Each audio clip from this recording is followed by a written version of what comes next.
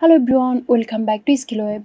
In this tutorial, I will show you how to delete Twitch account. So let's have a look now. First log into your Twitch account and go for profile. Then go to settings. Now scroll down and you will find disabling your Twitch account. Now click on disable account.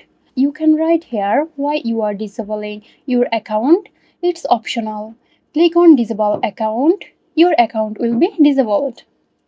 So that's it. Hope this video helped you out. If it did, please like, comment and share. And don't forget to hit the bell icon for more interesting videos.